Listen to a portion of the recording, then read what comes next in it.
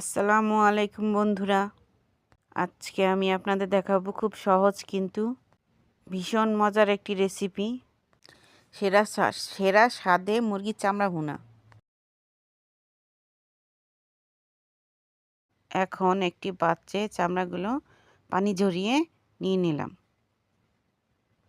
1 চামচ হলুদ, 1 চামচ মরিচের গুঁড়ো, 1 চামচ ধনিয়া গুঁড়ো, স্বাদ মতো লবণ, পরিমাণ মতো পেঁয়াজ, আদা রসুন বাটা দিয়ে হাতে ভালো করে চামড়াগুলো মাখিয়ে নিতে হবে।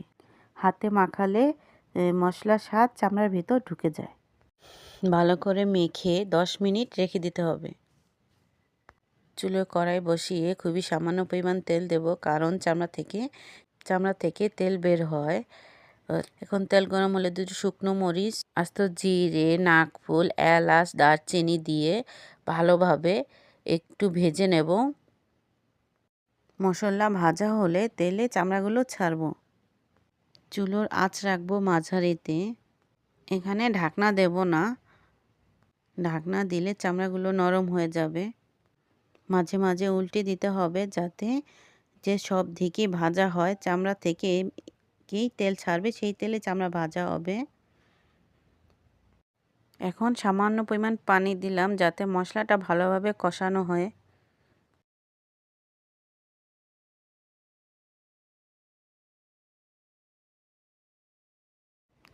মাঝে মাঝেই ভালো করে একটু নেড়ে চেড়ে দিতে হবে, যতক্ষণ না চামড়া ভালো করে ভাজা না হয়, লাল লাল হয়ে তেল ছেড়ে দেবে। তেল ছেড়ে দিলে তখন চামড়াটা লাল লাল হয়ে যাবে, তখন নামিয়ে নিতে হবে। চামড়াগুলো তেল ছেড়ে দিয়েছে, এখন আমি চামড়াগুলো নামিয়ে নেব। চামড়া দিয়ে ভাত বা রুটির সাথে খুবই সুস্বাদু লাগবে।